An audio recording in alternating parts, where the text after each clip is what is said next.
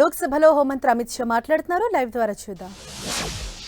एक संघ शासित प्रदेश है तो दिल्ली ना तो पूर्ण राज्य है, ना संघ शासित प्रदेश है, ना संघ शासित प्रदेश विथ असेंबली, क्योंकि ये राजधानी क्षेत्र है. इसको ध्यान में रखते हुए 239A में इसका एक विशेष प्रावधान संविधान के तहत किया गया है. इसकी डिटेल बात मैं बाद में बताऊंगा. अब कहा कि भारत सरकार को इसके बारे में कानून बनाने का अधिकार नहीं है, ऐसा विषय कुछ सदस्यों के द्वारा रखा गया.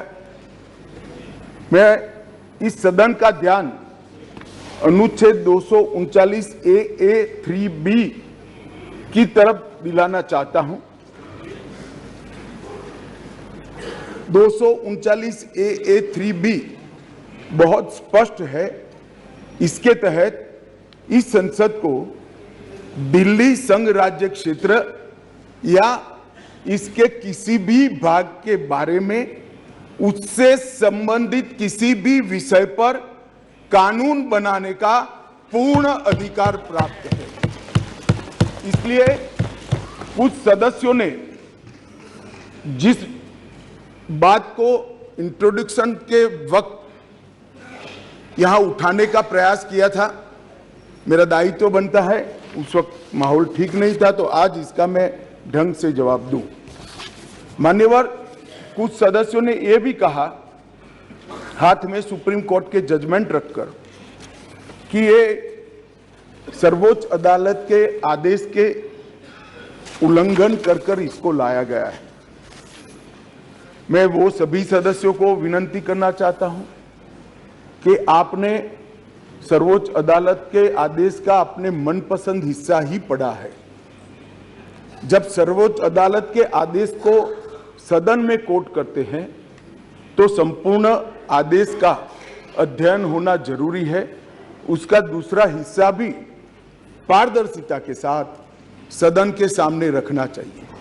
खैर, जिन्होंने नहीं रखा, मैं रख देता हूं. मान्यवर, मैं स्पष्टता करना चाहता हूं कि ये विधेयक जो है इसमें सर्वोच्च अदालत के निर्णय को जो उन्होंने रिफर किया है उसके पैरा 86, पैरा 95 और विशेष कर पैरा 164F की ओर मैं ध्यान आकर्षित करना चाहता हूं.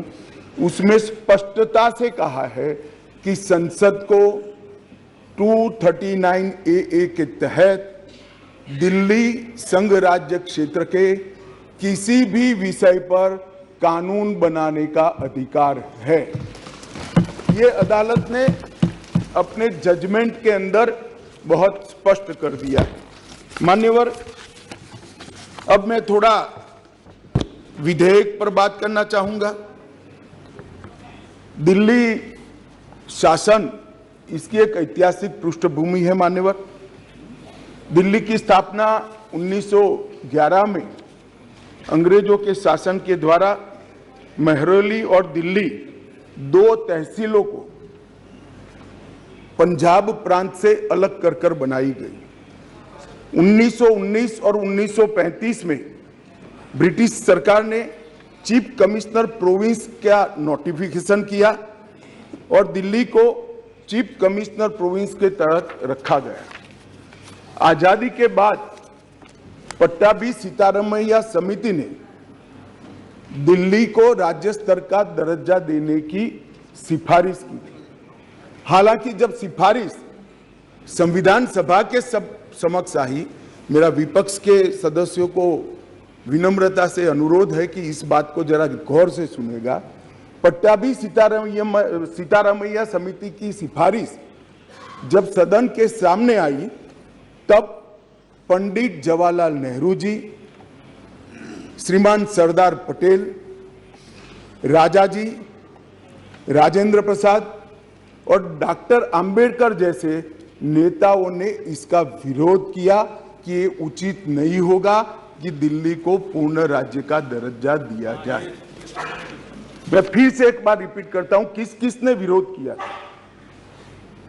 पंडित नेहरू ने किया था, सरदार पटेल ने किया था, राजा जी ने किया, राजेंद्र प्रसाद जी ने किया और अंबेडकर जी ने भी इसका विरोध किया था।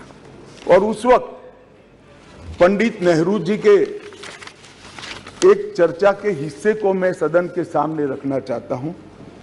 2 साल पहले सदन ने एक समिति, सीतारामैया समिति की नियुक्ति की और अब जब रिपोर्ट आया है तब दुनिया बदल गई है, भारत बदल गया है और दिल्ली काफी हद तक बदल गई है। इसलिए दिल्ली में हुए इन परिवर्तनों की परवाह किए बगैर उस समिति की सिफारिशों को स्वीकार नहीं कर सकते और स्वीकार करना वास्तविकता से पूरी तरह मुंह मोड़ लेना होगा।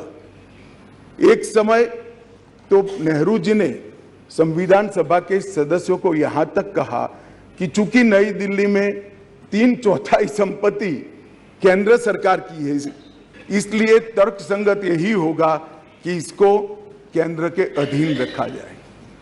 बाद में जब अंबेडकर जी ने समापन किया तब उन्होंने कहा, जहां तक दिल्ली का सवाल है, हमें ऐसा लगता है कि भारत की राजधानी के रूप में शायद ही किसी स्थानीय प्रशासन को मुक्त अधिकार यहां दिए जा सकते हैं। संयुक्त राज्य अमेरिका और ऑस्ट्रेलिया में जो राजधानी के क्षेत्र है, इसकी मिसाल भी उन्होंने वहां दी और उन्होंने कहा कि इसके लिए एक अलग व्यवस्था करनी चाहिए और संविधान सभा में इस पर जोड़ना चाहिए। खैर, मैं इसलिए कहता हूं कि आप जिस चीज का विरोध कर रहे हैं, ये सिफारिश किसकी थी ये आपको मालूम होना चाहिए। ये पंडित नेहरू की सिफारिश थी। मान्यवर, मैं उसके बाद में 1991 में सी स्टेट एक्ट के द्वारा दिल्ली को विधानसभा दी गई, परंतु 56 में राज्य पुनर्गठन आयोग की सिफारिशों पर दिल्ली की विधानसभा हटाकर उसको संग